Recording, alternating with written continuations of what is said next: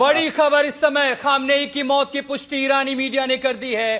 कल जो हमले हुए हैं, ट्रंप की ओर से दावा किया गया, इजराइल की ओर से दावा किया गया कि अयतुल्लाह अली खामनेई मारे गए हैं, और अब उस पर ईरानी मीडिया ने पुष्टि कर दी है। इसके पहले जानकारी आई थी कि उनकी पोती की मौत हुई है, उनके करीबी रिश्तेदारों की मौत हुई है, और अब आखिरकार ईरान की मीडिया ने माना है कि इजरायली हमले में अयतुल्लाह अली खामनेई की मौत हो चुकी है। कौन आखिर अयतुल्लाह अली खामनेई? 1939 में ईरान में ही पैदा हुए, 1989 के वो सर्वोच्च नेता हैं अली खामनेई, जिसे सुप्रीम लीडर कहा जाता है। ईरान के दूसरे सुप्रीम लीडर थे रुहुल्लाह खामनेई की बागडोर उन्होंने आगे संभाली। ईरान में जो उनका पद है बतौर सुप्रीम लीडर, वो सबसे शक्तिशाली पद होता है। ईरान का सबसे बड़ा चेहरा, ईरान के सबसे बड़े नेता, सेना, रेवोल्यूशनरी गार्ड पर उनका नियंत्रण है, न्यायपालिका पर उनका नियंत्रण है, विदेश नीति, परमाणु नीति में अंतिम निर्णय का अधिकार अयतुल्लाह अली खामनेई को है, और ऐसे में वो चेहरा अब एलिमिनेट कर दिया गया है। हमारे तमाम सहयोगी हमारे साथ बने हुए, विशेष मेहमान हमारे साथ बने हुए हैं। अशरफ वानी इस बारे में कंफर्मेशन दे रहे थे, मेजर जनरल संजय सोई हमारे साथ बने हुए हैं। जनरल साहब, आखिरकार ईरानी मीडिया ने अब यह मान लिया है कि खामनेई इस हमले में मारे गए हैं, लेकिन जैसा उनका कद, जैसा उनका पद, ईरान के आगे भविष्य क्या दिखाई दे रहा है? यानी आज की सुबह, अब से 3 घंटे बाद जब ईरान में होगी, वहां पर क्या होगा? देखिए, ऐसा इसमें कोई शक नहीं है कि जैसा खबर है कि खamenei और साथ साथ उनके defence minister, army chief major general Amir Hatami भी खत्म हो गए, और काफी सीनियर आईआरजीसी के लीडर भी मारे गए हैं। तो इसमें जिस हिसाब से हमला किया गया था, जिस प्रकार से अमेरिका और इजराइल काफी दिन से बिल्डअप कर रहे थे, लगातार ईरान के चप्पे चप्पे पर नजर रखी हुई थी, इंटेलिजेंस था, इलेक्ट्रॉनिक के द्वारा, सैटेलाइट के द्वारा, उनके जहाजों के द्वारा और उनके एजेंट्स के द्वारा नजर रखी गई थी। तो जो हमले किए गए, और इतनी बड़ी संख्या में हमले किए गए हैं, जो उनके एक ठिकाने नहीं, उनके हर ठिकाने पर, जहां जहां लाइकली ठिकाने होते हैं, उम्मीद हो सकती है वहां वहां छुपे होंगे, हर जगह पे हमले किए गए, एक साथ हमला किया गया ताकि बचने की उम्मीद ना हो। अब यहाँ पे सवाल ये होता है, आगे क्या? जो आपने, आशुतोष जी, बहुत बड़ा सवाल है कि आगे क्या। क्या आगे ये भी इराक और सीरिया जैसे बन जाएगा, वहां पे सिविल वॉर चलती रहेगी, दो खेमों में बना रहेगा? नए लीडर, अगर अमेरिका से समर्थित लीडर आता है, उसको कितनी एक्सेप्टेंस मिलेगी, या खुमैनी के बाद जो लीडर आएगा उसकी कितनी एक्सेप्टेंस होगी, कि क्या इनका मोराल डाउन हो जाएगा लड़ाई के लिए?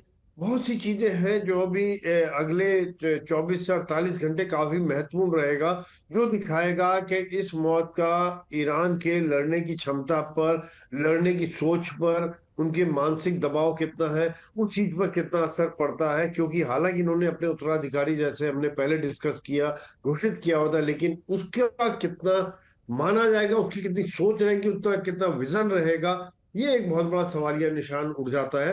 हालांकि जो वहां की सोच में फर्क है, जो आम आदमी है, देखिए अभी भी खमेनी के समर्थन में काफी लोग निकले हुए पोस्टर लेके, तो एक वहां की जो आम जनता की सोच है वो अमेरिका और इसराइल के खिलाफ है।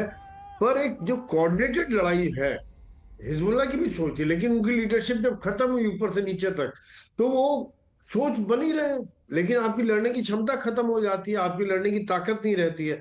नहीं यही तो क्या बात ये यहाँ मान पे। के चले कि खामनेई के मौत के बाद जो बची खुची हिजबुल्लाह है, उसका अंत यहां पर हो जाएगा? 1979 के रेवोल्यूशन के बाद ही अयतुल्लाह खामनेई सबसे बड़ा चेहरा बनकर के आए। मिडिल ईस्ट की पॉलिसी में उन्होंने बदलाव किया, अमेरिका के साथ रिश्ते वहीं से खराब होना शुरू हुए, और उसी के साथ हिजबुल्लाह जैसी जो दूसरी ताकतें हैं उनको मजबूत करना उन्होंने शुरू किया। क्या ये माने कि मिडिल ईस्ट में अब वो तमाम ऐसे संगठन जो ईरान द्वारा पाले पोसे गए, खासकर खामनेई रिजीम में उन्हें ताकत मिली, वो सब आज से कमजोर हो जाएंगे?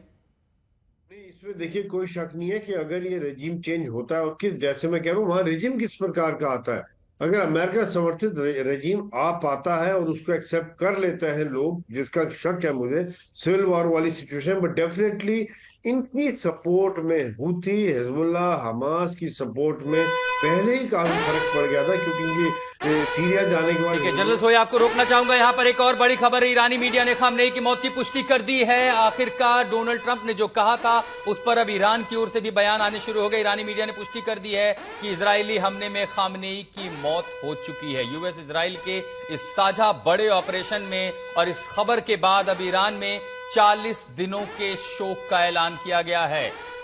ईरान में 40 दिन का राष्ट्रीय शोक। अशरफ वानी हमारे सहयोगी हमारे साथ बने हुए हैं। अशरफ, आखिरकार उस खबर पर ईरान से पुष्टि हो गई है जिसके बारे में वो संभवतः कल तक न सोच सकते थे, क्योंकि ईरान जाना ही जाता है अपनी फायर पावर और उसी के साथ अपनी इंटेलिजेंस के लिए। कहां कमी रह गई जब उन्होंने ये कहा कि खामनेई सुरक्षित हैं, पेजेश्किन सुरक्षित हैं? क्या उन्हें यह अंदाजा नहीं था कि लगातार मॉनिटरिंग हो रही है, वो बचा नहीं पाए? नहीं, बिल्कुल। जिस अंदाज से पीछे पड़ा था न सिर्फ इजराइल बल्कि साथ ही साथ अमेरिका भी उसके साथ खamenei को। और कल आप अगर डोनाल्ड ट्रंप के उस भाषण को सुनेंगे तो उन्होंने कई बार जो है सुप्रीम लीडर का जिक्र किया, उनको एवल फोर्स का, और उन्होंने ये भी कहा कि हर बार जो है वो कहीं ना कहीं जो सुप्रीम लीडर थे आयतुल्लाह अली खamenei, वो बार बार death to America, death to Israel, death to America, ये उनके मुंह पे जो 20 घंटे रहता था। तो क्यों उनसे वो नफरत करे? तो वहीं से संकेत लगा था कि अगर कोई आंख की किरकिरी बना हुआ है इजराइल के लिए या फिर अमेरिका के लिए, वो सुप्रीम लीडर ही थे। अब सुप्रीम लीडर जो है वो पिछले कई महीनों से अपने असैसिनेशन को लेकर, अपने मारे जाने को लेकर न सिर्फ तैयार थे बल्कि वो कह रहे थे कि the death in bravery is better than the surrender. तो उन्होंने एक बार नहीं बल्कि सैकड़ों बार ये कहा कि मैं सरेंडर नहीं करूंगा अमेरिका के सामने, मैं मरना जो है कबूल करूंगा लेकिन सरेंडर नहीं करूंगा। और शायद ये चीज जो है, ये जो उनका वक्तव्य है, दुनिया में उनको बहुत बड़ा लीडर रुहुल्लाह खamenei के बाद बनाने जा रहा है, खासतौर से मुस्लिम वर्ल्ड में और खासतौर से ईरान में। और उस बीच जो बड़ा सपना, वो तो हो सकता है कि वहां पर जाहिर है कि जब सुप्रीम लीडर मारे गए हैं उनकी जगह पर दूसरे किसी को आना है, लेकिन क्या आयतुल्लाह जो है अली खamenei जो है, उनके मारे जाने के बाद एक बार फिर बटी हुई ईरानी सोसाइटी एकजुट हो जाएगी? क्या ये दुनिया भर के मुस्लिम देशों को, खासतौर से शिया मुसलमानों को एक मंच पर लाएगी?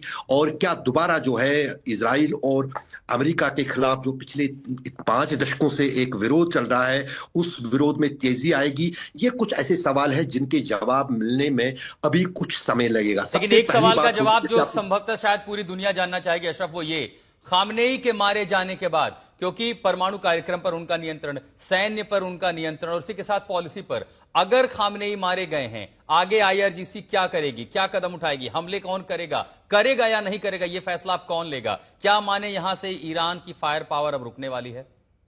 बिल्कुल नहीं रुकने वाली है आशुतोष। और मैं आपको ये वसूख से बता रहा हूं कि आने वाले दिनों में आप ईरान को एक न्यूक्लियर पावर के तौर पर देखेंगे। सिर्फ सुप्रीम लीडर थे ईरान में जो रोक रहे थे आईआरजी को, साइंटिस्ट्स को न्यूक्लियर टेस्ट करने से, वो बिल्कुल नहीं चाहते थे। वो मानवता के लिए इसको एक बहुत बड़ा खतरा बता रहे थे और धर्म के अनुसार वो ये मानते थे कि इस्लाम बिल्कुल इजाजत नहीं देता है ऐसे हथियार बनाने की, जो हथियार मानवता के लिए खतरा हो, जिससे मानवता यानी आम लोग, निर्दोष लोग मारे जाए। तो उन्होंने ही रोके रखा था, वरना ईरान में कई सालों से ये मांग चल रही थी सीनियर कमांडर्स की तरफ से कि उन्हें न्यूक्लियर टेस्ट करना चाहिए। प्रतिबंध जो है वेस्ट की तरफ से, अमेरिका की तरफ से सालों से वो झेल रहे हैं, उन्हें कोई फर्क नहीं पड़ेगा। और आईआरजी ने भी कुछ दिन पहले ये एक तरह का एक संदेश दिया था कि वो यदि चाहेंगे तो 48 घंटे के भीतर वो न्यूक्लियर टेस्ट कर सकते हैं। और काफी महत्वपूर्ण आने वाले 72 घंटे हैं, क्योंकि वो कैपेबिलिटी ईरान के पास है जहां पर वो न्यूक्लियर टेस्ट कर सकते हैं या न्यूक्लियर हथियार बना सकते हैं। उस न्यूक्लियर हथियार को बनाने के लिए अगर ईरान को कोई रोक रहा था, वो वहां के सुप्रीम लीडर थे। उन्होंने एक बार नहीं कई बार कहा कि वो नहीं चाहते हैं कि वो न्यूक्लियर वेपन बनाएंगे। लेकिन जब अब इस स्तर पर न सिर्फ उनके सुप्रीम लीडर का सफाया किया गया इजराइल और अमेरिका की तरफ से, बल्कि साथ ही साथ अब जिस अंदाज से खाड़ी के देशों में भी इन ताजा हमलों के बाद एक सुर उठ रहे हैं ईरान के खिलाफ, तो अब ईरान पूरी खाड़ी में अपनी ताकत और अपने अस्तित्व को बनाने के लिए न्यूक्लियर जो है न्यूक्लियर टेस्ट कर सकता है, न्यूक्लियर पावर बन सकता है। और उसके बाद न सिर्फ इजराइल उससे खौफजदा रहेगा, बल्कि साथ ही साथ सभी खाड़ी के देश जो है कहीं ना कहीं ईरान की सुपरमेसी मानने पर मजबूर हो जाएंगे। और जिन खाड़ी देशों का जिक्र किया अशरफ, वहां पर भी हालात तनावपूर्ण बने हुए, खासकर जिस तरह से एयरपोर्ट पर हमले हुए हैं, दुबई में हमले हुए हैं, पाम जुमेरा में हमले हुए हैं, अलबुर्ज पर हमला हुआ है, इसी के साथ साथ बहरीन, दुबई, कुवैत, कतार, इन जहां इलाकों पर हमले हुए हैं उनमें नुकसान एयरपोर्ट पर हुआ, और जिसके चलते जिसका सीधा खामियाजा उन लोगों को उठाना पड़ेगा जो यात्री हैं, जो मुसाफिर। अकेले 28 तारीख को 400 से ज्यादा फ्लाइट भारत की ओर आने वाली और भारत से जाने वाली फ्लाइटों पर असर पड़ा है, और इस समय मिडिल ईस्ट के हालात खासकर अंतरराष्ट्रीय एयरपोर्ट पर कैसे हैं। अनिशा माथुर हमारे सहयोगी हमारे साथ जुड़ रहे हैं। अनिशा, दुबई में हमले, कुवैत में हमले, कतर में हमले और इसी के साथ इन हमलों के बीच में इस समय जो पर्यटक हैं, इस समय वहां के जो लोग हैं, ट्रांजिट में जो यात्री, क्योंकि दुबई और खासकर अगर देखें तो सबसे बड़ा ट्रांजिट पॉइंट माना जाता है, क्या वहां पर किसी तरह की व्यवस्थाएं हो पाई हैं? वहां लोग निकले हैं, क्या कह रहे हैं वहां के लोग अभी? देखिए आशुतोष, अभी स्पेसिफिकली लोगों की तरफ से तो हमें कंफर्मेशन नहीं मिल पाई है, लेकिन ऑफिशियल स्टेटमेंट्स जो आ रही हैं, हमने दुबई की, बहरीन की, कतर की, कुवैत के जो ऑफिशियल स्टेटमेंट्स आई हैं अभी तक सरकारों की वहां इन देशों की, जिनमें ये जिक्र है कि एयरपोर्ट, सिविलियन एयरपोर्ट्स पर भी अटैक्स हुए हैं। ये रिपोर्ट्स आई हैं दुबई में खासतौर से देर रात अटैक की खबर आई है, बहरीन में देर रात अटैक की खबर आई है। बहरीन के ऑफिशियल्स ने कुछ हिंदुस्तान के सुबह 4 बजे के आसपास ये कहा है, सोशल मीडिया पोस्ट में कहा है कि उनके एयरपोर्ट पर अटैक हुआ है। कोई किसी की लेकिन मृत्यु होने का कोई खबर नहीं है।